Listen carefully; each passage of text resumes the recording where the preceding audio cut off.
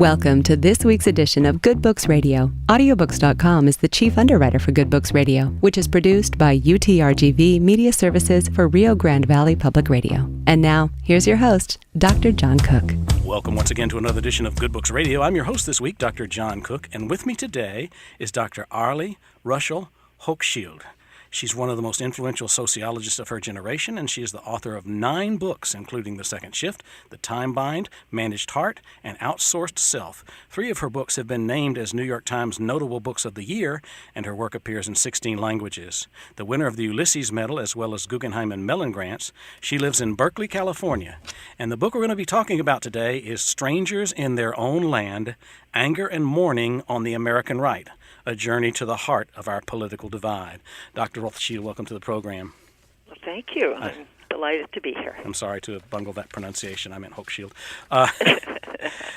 This is a work that over 5 years you got to know and be a part of the lives of many people dwelling in southwest Louisiana. Yeah. You know, 6 years ago now, I realized that there was a growing divide, political divide. Already then, Congress was kind of at a standstill, and people were quarreling with each other over the radio and the newspapers, and that left and right were doing the splits, and each side was getting harder. It's what we see now, but already it was evident then. And I began to think, I don't know people on the other side. I live here in a bubble, in Berkeley, California, and I have to get out of this bubble. It's a geographic bubble, it's a media bubble, it's an electronic bubble, because when I open my computer screen, it surrounds me with myself. And I thought, I really want to find a political bubble as far right as Berkeley, California is left. Take my own moral and political alarm system off and really see if I can permit myself the curiosity of getting to know people on the other side. And it's not that I agree with everything on my side either, but I've realized there were people on the other side who didn't agree with everything on their side, and that one needed to cross an empathy wall to really sit down and get to know people and see if there wasn't more common ground than public talk would lead us to believe. Mm-hmm. So I wondered, well, so where would that be? That would be in the South, because that's where the right has grown the fastest and strongest. But where in the South, I didn't know. But I looked at one study that found in 2012 the proportion of white people voting for the re-election of Barack Obama was 50% in California. It was a third, 30% for the entire region of the South, and it was 14% for Louisiana. So I thought, perfect, this is where I'd like to go. Mm-hmm. And then within Louisiana, I happened to have the mother-in-law of a graduate student who invited me, and she was a progressive, but her best friend was Tea Party. And they had been sorority sisters at LSU. I thought, this is great. They're doing what the whole country needs to do somehow, talking with each other despite differences. So I kind of started there, and over the next 5 years, interviewed 60 people, 40 of whom were very ardent Tea Party and then later Trump supporters. And I just went to meetings of Republican women of Southwest Louisiana and followed 2 political candidates around, went to meet and greets and Miss Rice parades, and did a number of other things. But what was really behind my curiosity was what they called the red state paradox. So why is it, many people have wondered, that it's the poorest states, the states with the most challenged education systems, the worst health, the lowest life expectancy, states that have the more automobile accidents, red states, are also the states that receive more money from the federal government than they give to it in tax dollars, but who suspect and sometimes revile the federal government. Mm-hmm. I realized Louisiana was a super example of that, that it was the second poorest state in the entire country. 44% of the state budget came from the federal government, and it was very strong, rightward leaning and Tea Party.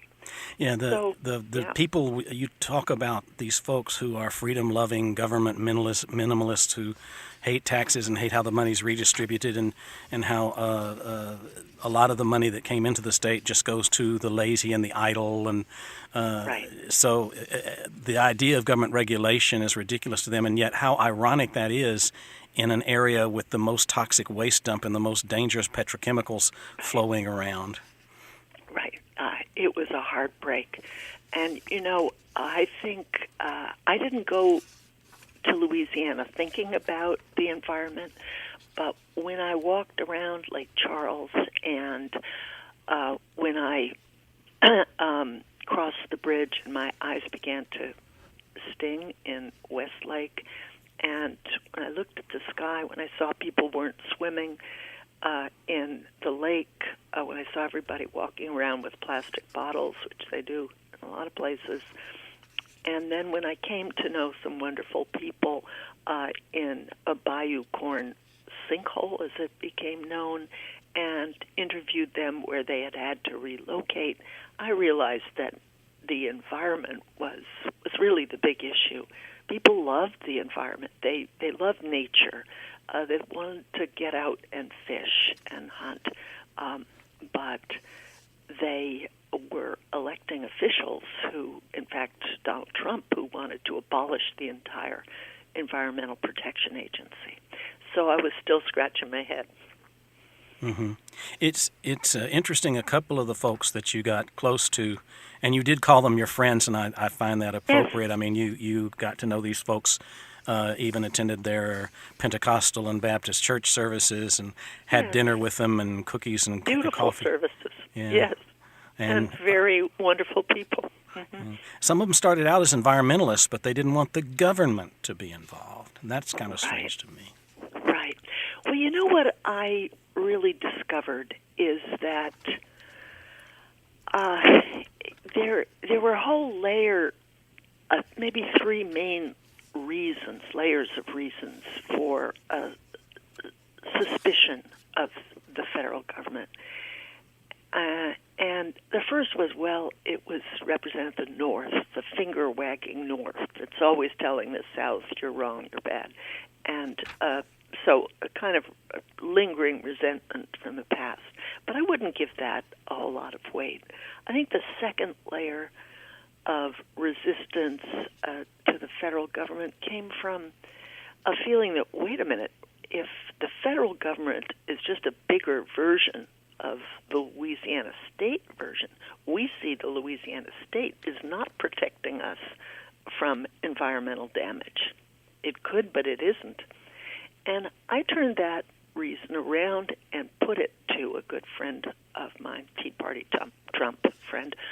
And I said, well, could it be that actually the oil industry dominates the politics of this state? It is what you could call a captured state, an oil state, and that the oil industry has given the state government the moral dirty work of seeming to protect people, but not really protecting people.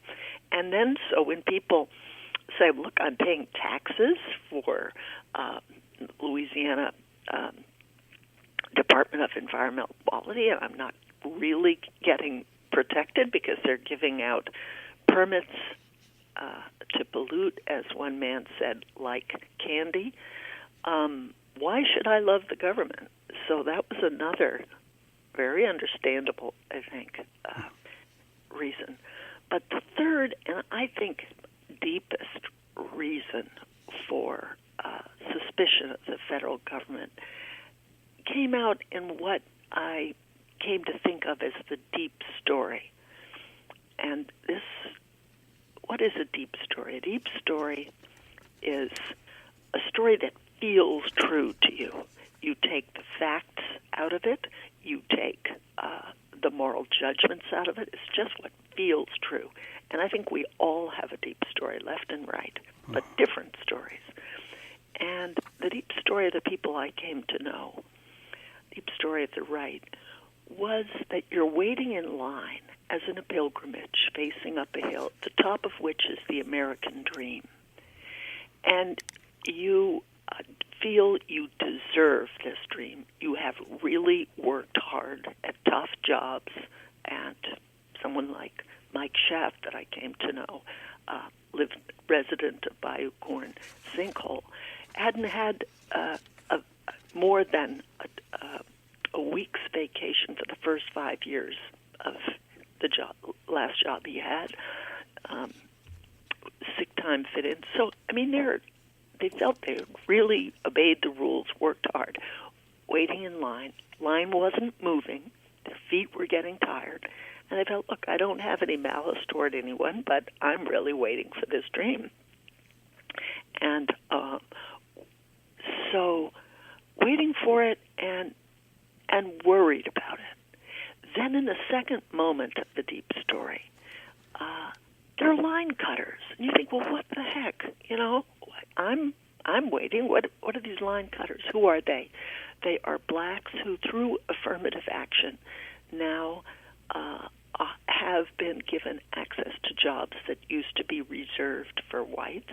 They're women, even more people, who have now, through affirmative action, been given access to jobs formerly reserved for men. They're immigrants without documents, or just recent immigrants with documents, and there are refugees. All of these seem like line cutters. And then in a third moment, they look at Barack Obama, who should be supervising the line impartially, seems to be waving to the line cutters. In fact, isn't he a line cutter too? I mean, how did his mother pay for the tuition to go to Columbia and Harvard? Something fishy. Mm-hmm. So that looks like an alliance between president and line cutters. And then there's a feeling of, wait a minute, we're being pushed back in line. This whole government isn't rigged for us. It is rigged, quotes, for them. So and then a final moment in this deep story is that someone ahead of you in line turns around and seems insultingly to say, oh, you backward, prejudiced person, you redneck. Redneck, right. Right. And you don't say the N-word, but now can you say the R-word? You know, there is just a flash of hurt and indignation and sense of, okay, I'm a stranger in my own land, mm-hmm. and which I use for the title of my book. It's just a feeling of estrangement. And then you go out to the bayou, beloved bayou, and that's not your water either, you know, and it's not your air. That's from another source been taken over.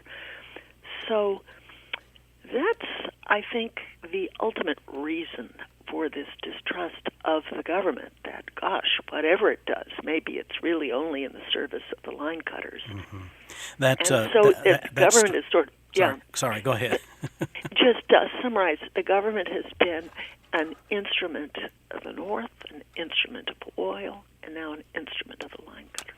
Yeah, that story, that analogy resonated for so many people that you talked to them about it, and they all said, yeah, that pretty much describes me. So it really hit home for them, and I think that's interesting. Right.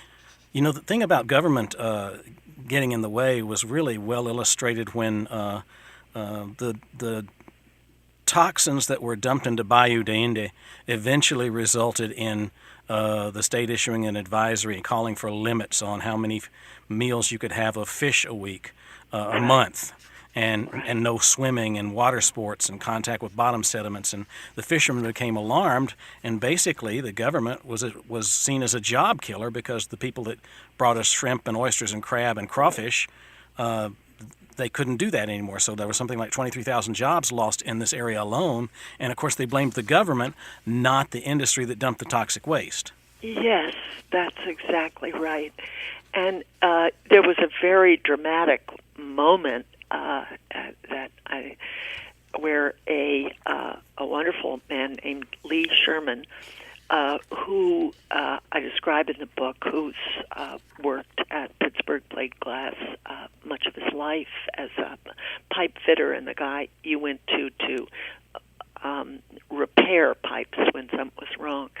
And he got doused with EDC, became sick, and his job had been secretly to dump toxic waste into public waters.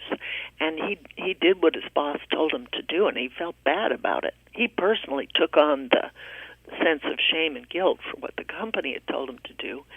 And later, when he got sick, he was put on medical leave and then fired for absenteeism. Mm-hmm. And he'd had no love for this company. And later, after the fish advisory you just described, he got up at a large meeting in Burton Stadium in Lake Charles and said, you know what, I held up a big sign, I'm the guy that dumped it. It's not the government's fault. You know, there really is hazardous waste in the waterways, and I did it. So there, you could hear a pin drop at this meeting, and suddenly the fishermen said, no, we want to know more about this. And later they sued the company, and so opinions changed a little bit. Mm-hmm. The upshot of that story led you to talk about three particular types of characters who are in this paradox of people voting against what appeared to be their best interests because of how they felt about government. And so there's the team player, the worshiper, and the cowboy. Can we talk a little bit about those characters? Because I found that fascinating. Yes, you know, all of them were expressions, I came to feel, of a deep story self and a kind of a stoical, you know, good things don't always happen. You have to get used to it. You have to take what gets given. It was a kind of a stoicism that actually felt poignant to me because these were people who had suffered in a number of ways. But the cowboy was kind of, I met some people that seemed to me to fit that pattern. They sort of felt, well, I'm tough, you're tough, Mother Nature is tough, you know, we're all tough, we can ride it out. And there's one guy who, you know, had done dangerous work. These are just the kind of workers that the companies wanted to hire.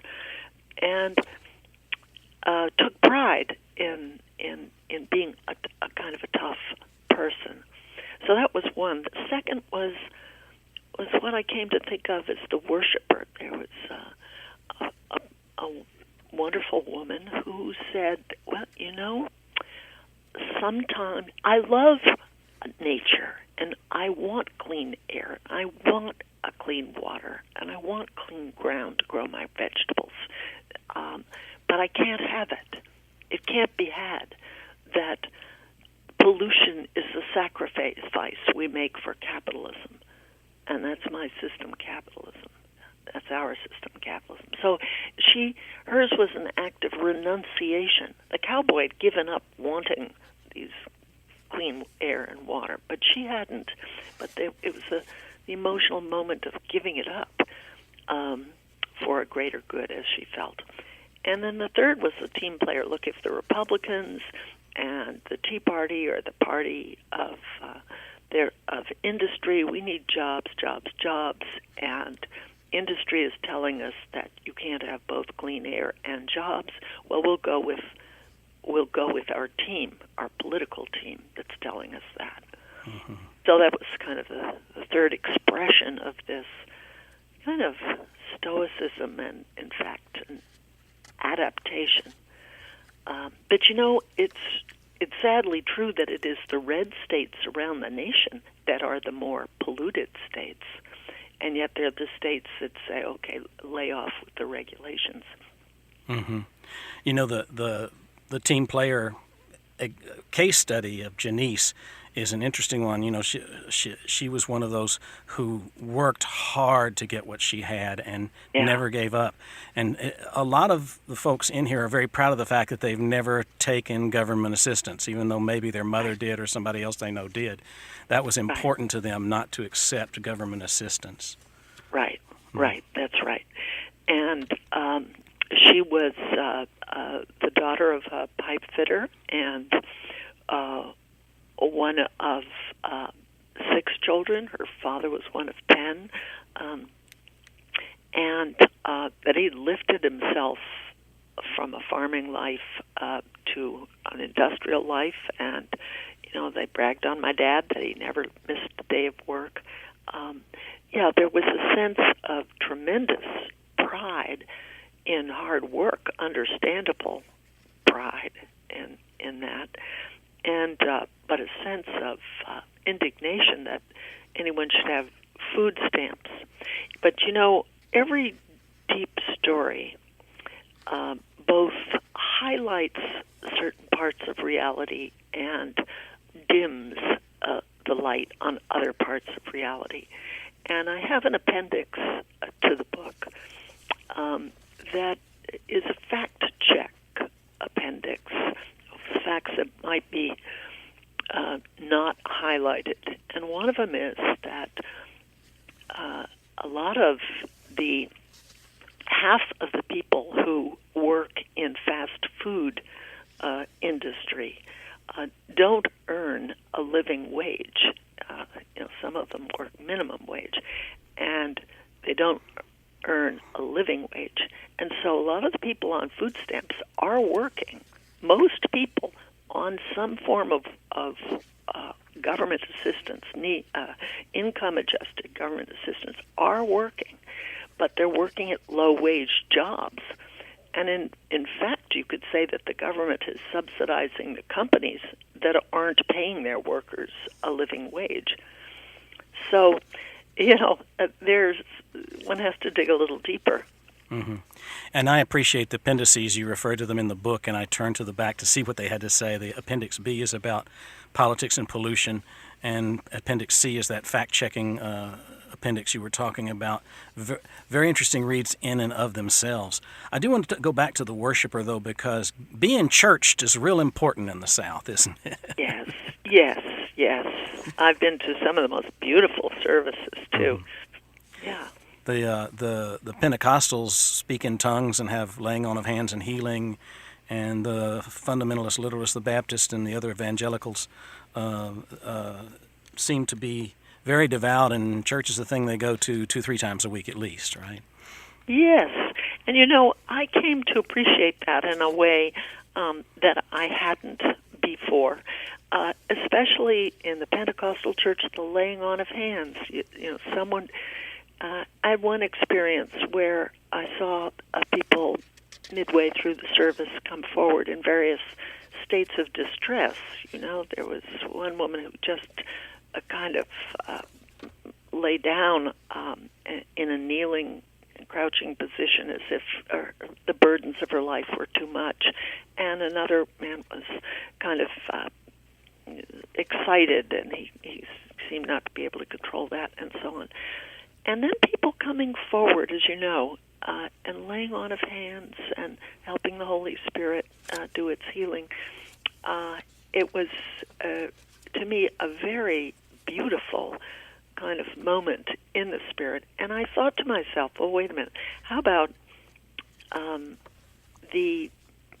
back in my community in Berkeley, California, how do how does healing happen? How do people get over the moments in life when they feel out of control, they're too sad, they're too depressed, they're too agitated or something? And often it's not in that kind of community. It's you call up your therapist, and you make an appointment. And maybe people don't know that you've done it. You pay money. God forbid there's a touching. It seemed like a more anonymous way of receiving healing. Mm-hmm. So I thought actually people in my community could learn a lot from people in the South. Yeah, this is this paradox is so interesting to me. One of the facts in Appendix C is that people believe that environmental regulation kills jobs, when actually it produces more. I mean, these industries that would come in promising jobs, well, for the construction, they used locals, but they imported an awful lot of workers in some of those plants from the Philippines, from other areas with special expertise. Right. And when the state was supposed to be our friend, it didn't always work out that way, like those poor fishermen who were put out of work by a warning not to eat the fish. But there was a point when one of the people you got close to talked about the state always seems to come down on the little guy. A motorboat leaks gas into the water, the warden will write you up. But if companies leak thousands of gallons and kill all the life here, the state lets them go. An endangered brown pelican could put you in jail if you shoot it. But if a company kills the brown pelican by poisoning the fish he eats, they let it go. So they over-regulate the bottom, and it's harder to regulate the top. Right. And that's the heart of the matter, I think, for why people are frustrated with government there. Yes, that is. Exactly. Why isn't there regulation at the top, and why is there hyper-regulation at the bottom? But, if you look, for example, at the largest company that's now expanding in Lake Charles area, Sasol, 2/3 of the people that they're adding jobs for will come from out of state, they've said, by their own report. And that could be highly trained chemists from MIT, coming down, because these plants call for a high degree of technical training. And they're highly automated, so the permanent jobs are few, and they are going at the upper level to out-of-state experts, and at the lower level, importing Filipino pipe fitters. So the mantra is jobs, jobs, jobs, but the reality is that there are few jobs made, and that other jobs are suppressed. In fact, the fishing industry, the tourist industry, industries that could flourish. I mean, it's a gorgeous part of the country, and it could be a mecca of tourism, but that actually is being suppressed, those jobs. Mm-hmm. Although, actually, one of the best and biggest solar companies, I just learned a few days ago, is in Louisiana. That can bring some jobs. That's good news. Mm-hmm.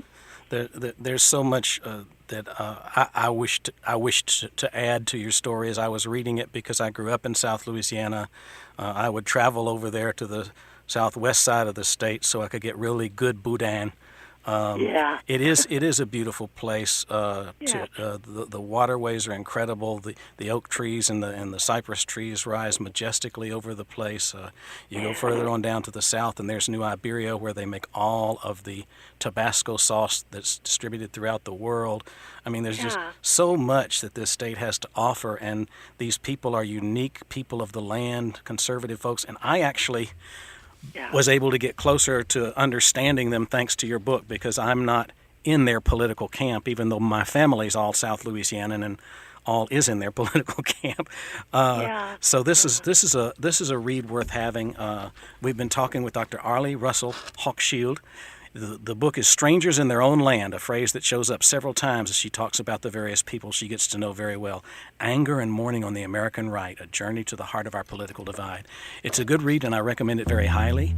I'm your host, Dr. John Cook. I remind you, if you don't hear our regular broadcast on 88 FM at its scheduled time, you can always catch up with us on YouTube and hear any of our interviews there. YouTube channel is Good Books Radio, Strong and Cook. I'm your host, Dr. John Cook. Thanks for listening.